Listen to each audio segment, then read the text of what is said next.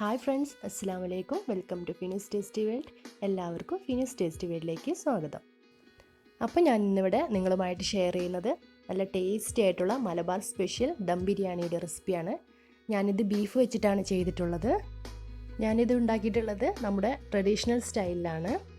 അപ്പോൾ റെസിപ്പിയിലേക്ക് കടക്കുന്നതിന് മുമ്പ് നിങ്ങൾ ആരെങ്കിലും ഈ വീഡിയോ സബ്സ്ക്രൈബ് ചെയ്യാതെയാണ് കാണുന്നതെങ്കിൽ ഒന്ന് സബ്സ്ക്രൈബ് ചെയ്ത് സപ്പോർട്ട് ചെയ്യുക. ഇനി ഇത് നമുക്ക് എങ്ങനെ തയ്യാറാക്കുന്നത് നോക്കാം.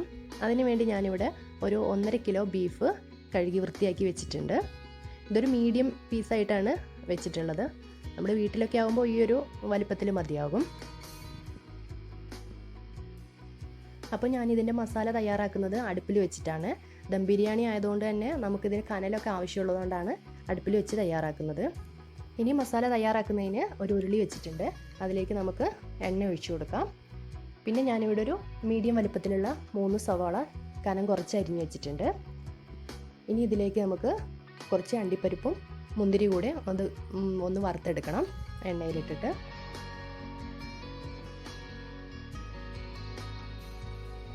ഈ കാഷ്യൂ കുറച്ചൊന്ന് ഫ്രൈ ആയി വരുന്ന സമയത്ത് നമുക്കിതിലേക്ക് മുന്തിരി കൂടി ചേർത്ത് കൊടുക്കാം. ആദ്യമേ തന്നെ മുന്തിരി ചേർത്ത് കൊടുക്കരുത്, കരിഞ്ഞു പോവും. ഒന്ന് ഇളക്കി കൊടുത്തൊന്ന് ഫ്രൈ ആയി വരുമ്പോൾ നമുക്കിത് കോരി മാറ്റി വെക്കാം.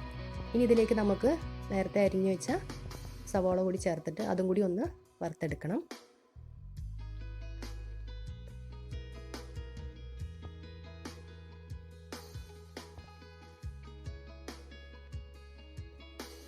നന്നായിട്ടൊന്ന് ഫ്രൈ ആവുന്നത് വരെ ഒന്ന് വറുത്തെടുക്കുക. ഇതൊരു ഗോൾഡൻ കളറായി വരണം. ഇപ്പോൾ ഇതൊരു നല്ല കളറായി വന്നിട്ടുണ്ട്. ഇനി നമുക്കിതൊന്ന് കോരി വയ്ക്കാം. ഇനി ഈ എണ്ണയിലേക്ക് തന്നെ നമുക്ക് മസാലയ്ക്കുള്ള ഉള്ളി കൂടി ഒന്ന് വഴറ്റിയെടുക്കണം. ഇവിടെ ഞാനൊരു 3 വലിയ സൈസ് ഉള്ള ഉള്ളി ഒന്ന് കനം കുറച്ച് അരിഞ്ഞു വെച്ചിട്ടുണ്ട്. അതിലേക്ക് നമുക്ക് ഉപ്പ് കൂടെ ഇട്ടിട്ടൊന്ന് നന്നായിട്ടൊന്ന് വഴറ്റി കൊടുക്കുക. ഉപ്പിട്ടാൽ പെട്ടെന്ന് തന്നെ ഒന്ന് വഴന്ന് കിട്ടും, അതിന് വേണ്ടിയിട്ടാണ്.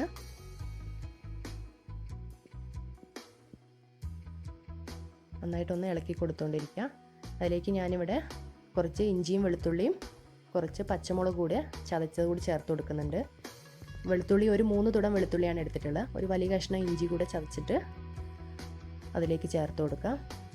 നമ്മൾ പച്ചമുളക് കുറച്ചധികം തന്നെ ചേർക്കണം. നമ്മളിതിൽ വേറെ മുളക് പൊടിയൊന്നും ചേർക്കുന്നില്ല. അതുകൊണ്ട് തന്നെ നിങ്ങളുടെ എരിവിന് ആവശ്യമുള്ള പച്ചമുളക് ചേർത്ത് കൊടുക്കുക. ഇനി ആ ഇഞ്ചിയുടെയും വെളുത്തുള്ളിയുടെയും ഒക്കെ ഒരു പച്ചമണം മാറുന്നത് വരെ നമുക്കിതൊന്ന് വഴറ്റി കൊടുക്കണം. ഇതിലേക്ക് നമുക്ക് ചെറുതായി അരിഞ്ഞു വെച്ച തക്കാളി കൂടി ഒന്ന് ചേർത്ത് കൊടുക്കുക. ഞാനിവിടെ ഒരു 5 ചെറിയ സൈസാണ് തക്കാളി എടുത്തത്. അതുകൂടെ ഒന്ന് ചേർത്ത് കൊടുത്തിട്ടുണ്ട്. വലുതാണെങ്കിൽ എണ്ണം കുറച്ചാൽ മതി.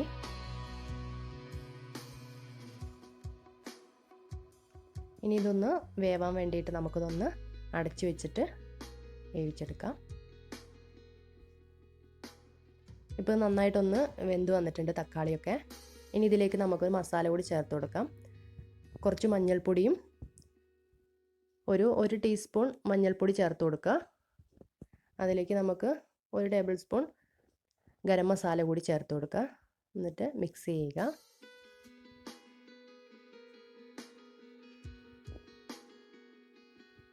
ഇനി ഇതിലേക്ക് നമുക്കൊരു 3 ടേബിൾ സ്പൂൺ തൈര് കൂടെ ഞാൻ ചേർത്ത് കൊടുക്കുന്നുണ്ട്. ഇനി ഒരു ലെമൺ എടുത്ത് അതൊന്ന് പിഴിഞ്ഞു കൊടുക്കുക. ഇനി ഇതിലേക്ക് നമുക്ക് ഒരു പിടി മല്ലിച്ചപ്പും പുതിന കൂടി ചേർത്ത് കൊടുക്കുക, ചെറുതായിട്ട് അരിഞ്ഞത്. ഇനി ഇതെല്ലാം കൂടെ ചേർത്ത് നന്നായിട്ടൊന്ന് മിക്സ് ചെയ്ത് കൊടുക്കുക. ഇനി നമുക്ക് നേരത്തെ ഫ്രൈ ചെയ്ത് വെച്ച സവോളയിൽ നിന്ന് കുറച്ച് സവോള ഇതിലേക്ക് ചേർത്ത് കൊടുക്കണം. ഇതെന്തായാലും സ്കിപ്പ് ചെയ്യാൻ പാടില്ല. ഇതാണ് ഇതിന് നല്ലൊരു ടേസ്റ്റ് കൊടുക്കുന്നത്. ഇനി മസാലയൊക്കെ ചേർത്തിട്ട് ബീഫ് നമുക്ക് വേണമെങ്കിൽ ഇതിലേക്ക് തന്നെ ഇട്ട് കൊടുക്കാം. അപ്പോൾ ഞാനിവിടെ പെട്ടെന്ന് ആയി കിട്ടാൻ വേണ്ടിയിട്ട് കുക്കറിലിട്ട് ബീഫ് ഒന്ന് പകുതി വേവിച്ചെടുത്തിട്ടുണ്ട്. ഇതിലേക്ക് കുറച്ച് മഞ്ഞൾപ്പൊടിയും മല്ലിപ്പൊടിയും മുളക് പൊടിയും കുരുമുളക് പൊടിയും ഉപ്പും ഒക്കെ ചേർത്തിട്ട് ഒന്ന് വേവിച്ചെടുത്തതാണിത്. ഇനി നമുക്ക് ഈ മസാലയിലേക്ക് വെള്ളത്തോടെ തന്നെ ഒന്ന് ചേർത്ത് കൊടുക്കണം. ഇതിൽ കിടന്ന് ഇതൊന്ന് വേവണം. ഇതിലേക്ക് നമുക്ക് കുറച്ച് നെയ്യ് കൂടെ ചേർത്ത് കൊടുക്കാം. ഇനി നമുക്കിതൊന്ന് അടച്ച് വെച്ചിട്ടൊന്ന് വേവിക്കാം. അപ്പോൾ ഈ മസാല തയ്യാറാകുമ്പോഴത്തേക്ക് നമുക്ക് റൈസ് ഒന്ന് തയ്യാറാക്കി എടുക്കണം. അതിനുവേണ്ടി ഞാനിവിടെ എടുത്തിരിക്കുന്നത് ജീരകശാല റൈസാണ്. മലബാർ ബിരിയാണിയുടെ പ്രത്യേകത എന്ന് പറയുന്നത് തന്നെ ഈ റൈസാണ്. ഇനി ഒരു പാൻ വെച്ച് അതിലേക്ക് കുറച്ച് നെയ്യ് ഒഴിച്ചു കൊടുത്തിട്ട് നമുക്ക് ഈ അരി കഴുകി ഊറ്റി വെച്ചിരിക്കുന്ന അരി ഒന്ന് ഇതിലിട്ടിട്ടൊന്ന് വറുത്തെടുക്കണം. നമുക്കിത് വറുക്കാതെയും വെള്ളത്തിലേക്ക് ഇട്ട് വേവിച്ചെടുക്കാവുന്നതാണ്. പിന്നെ ഒട്ടിപ്പിടിക്കുന്നതൊക്കെ പേടിയുള്ളവർക്കൊന്ന് വറുത്തെടുക്കുന്നത് നല്ലതാണ്. ഇനി ഇതിലേക്ക് നമുക്ക് നല്ല തിളച്ച വെള്ളം വേണം ഒഴിച്ചു കൊടുക്കാൻ. തിളച്ച വെള്ളം തന്നെ ഒഴിച്ചു കൊടുക്കണം. ഇത് 1 കപ്പ് അരിക്ക് ഒരു 1.25 കപ്പ് വെള്ളം എന്നുള്ള രീതിയിൽ വേണം ഇതിലേക്ക് ഒഴിച്ചു കൊടുക്കാൻ. ഇനി ഇതിലേക്ക് നമുക്ക് കുറച്ച് ഗ്രാമ്പും ഏലക്കായും പട്ടയും കുറച്ച് ക്യാരറ്റ് ചെറുതായി അരിഞ്ഞതാണിത് അതുകൂടെ ചേർത്ത് കൊടുക്കുക. കുറച്ച് ഉപ്പ് കൂടെ ചേർത്തിട്ട് നമുക്കിതൊന്ന് മിക്സാക്കി എടുക്കണം. എന്നിട്ടിത് ചെറിയ തീയിലിട്ടിട്ടൊന്ന് വേവിച്ചെടുക്കുക. ഇപ്പോൾ റൈസ് റെഡിയായി വന്നിട്ടുണ്ട്.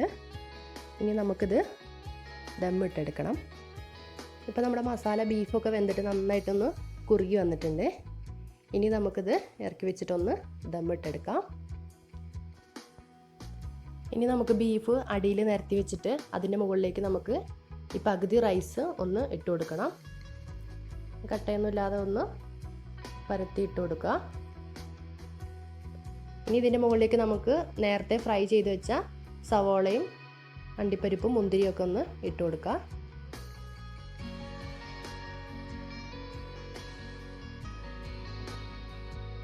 ഇനി കുറച്ച് മല്ലിച്ചപ്പും പുതിന കൂടി ഒന്ന് അതിലേക്ക് ചേർത്ത് കൊടുക്കുക.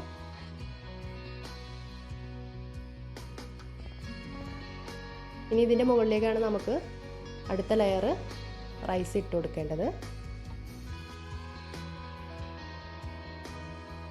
ഇനി അടുത്ത ലെയർ റൈസ് കൂടെ അതിലേക്ക് ഇട്ട് കൊടുത്തിട്ട് ഒന്ന് പരത്തിയെടുക്കുക.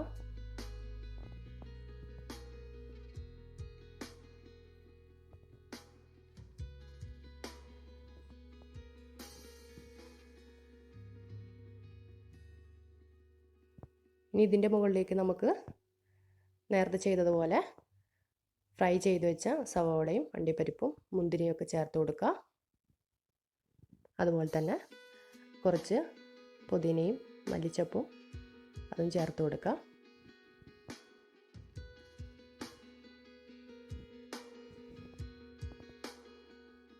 ഇനി ഇതിലേക്ക് നമുക്ക് കുറച്ച് നെയ്യ് കൂടി ഒന്ന് ചേർത്ത് കൊടുക്കണം.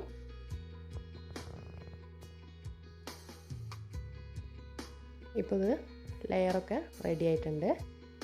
ഇനി നമുക്കിത് ദം ചെയ്തെടുക്കാൻ വേണ്ടിയിട്ട് ഞാനിവിടെ കുറച്ച് മൈദ ഒന്ന് ഇതിൻ്റെ മുകളിലേക്ക് വെച്ച് കൊടുക്കുന്നുണ്ട്. സൈഡിലൊന്ന് മൈദ കുഴച്ചതിന് ശേഷം ഒന്ന് ഇതുപോലെ വെച്ച് കൊടുക്കുക.